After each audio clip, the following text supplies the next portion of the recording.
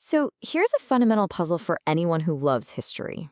What happens when the things we dig up out of the ground tell a completely different story from the things we read in ancient texts? To really get into this, we have to go way back to the ancient Greek historian Thucydides. He came up with this brilliant thought experiment using the two great rivals of his day, Sparta and Athens, to show us a huge problem in how we understand the past. His whole point was that Sparta, which was this absolute military superpower, would look like nothing to future archaeologists. Why? Because it wasn't some grand city. It was just a bunch of simple villages. No huge temples, no fancy buildings. Athens, though, with all its incredible architecture, it would look twice as powerful as it ever really was. And that gets us right to the heart of the matter. It's the big question that historians and archaeologists are always wrestling with. Are we looking at two different pasts, or are they just two totally different pieces of the same puzzle? Okay, so to figure this out, we need to meet our two key witnesses to the past. And trust me, each one has its own story to tell, and its own biases. All right, first up, written sources. You can pretty much think of these as the official story. This is the history of big political moves, grand ideas, and major events. And it was almost always written by and for the powerful few at the top. It's the story a society wanted to tell about itself. And then, on the other side, you've got the archaeological sources. This is the real physical stuff of everyday life. The tools people used, the pots they ate from, the foundations of their homes. This is the evidence that shows us the unwritten reality of how everybody lived, from the pharaoh all the way down to the farmer. It gives a voice to all those people who never wrote a single thing down.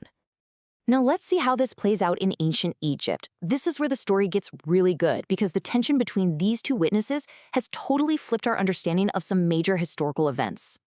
So for centuries, the official story from the Egyptian texts was totally black and white. They talked about these foreign people from Western Asia, the Hyksos, showing up and just crushing the country in a swift, brutal invasion. It was a simple, dramatic story of conquest. But decades of digging at the Hyksos capital city of Avaris tells a completely different story. The evidence in the ground doesn't point to some sudden invasion at all. Instead, it shows this gradual 200-year process of peaceful migration. People were blending their cultures, and eventually the Hyksos took power from within.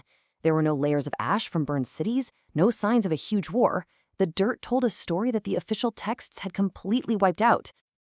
All right, next up, cities. For a long time, some really prominent Egyptologists looked at all the religious and administrative texts, which mostly talk about temples and palaces, and they came up with a bold theory. Early Egypt was a civilization without cities. But this is where archaeology just stormed in and completely rewrote the book. Over time, digging at places like Abydos and Edfu uncovered exactly what the fancy texts ignored. Huge, fortified cities with packed residential neighborhoods. The physical proof was right there, literally in the ground, and it just dismantled a theory that had been built only on what was written down. So you gotta wonder, how can smart people, experts, look at the same past and get it so wrong? Well, there's an ancient parable that gives us the perfect metaphor for this exact problem. The story is about a group of blind men who come across an elephant for the first time. Since they can't see it, they each try to figure out what it is just by touching one part of it. And here's the kicker. The historian, working with texts, feels that long, winding trunk and declares, the past is a snake. It's a long, linear story.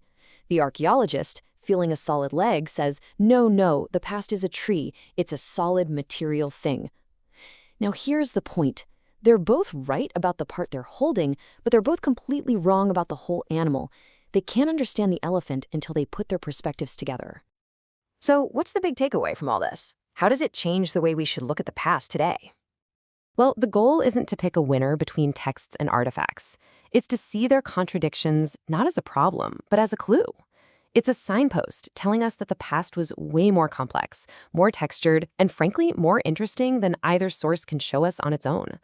The real discoveries happen right in that gap, in the friction between what was written and what was left behind. And to really bring this home, let me just tell you about one single artifact they found over at Giza, in the tomb of an ancient jeweler. No text anywhere records his name or his life. But in his tomb, archaeologists found his tools. And among them was one brand new, totally unused blowpipe nozzle made of unbaked clay. Now, this one tiny object suggests this incredible belief that his work, his craft, would continue in the afterlife, that he'd need a fresh tool to get started again. It's such a beautifully human detail about an ordinary person's faith, something completely lost to the official written record. And it really makes you wonder, as we all create our own official stories online, these carefully curated digital lives, what are the physical, unwritten truths of our lives that we're leaving behind for the archaeologists of the future?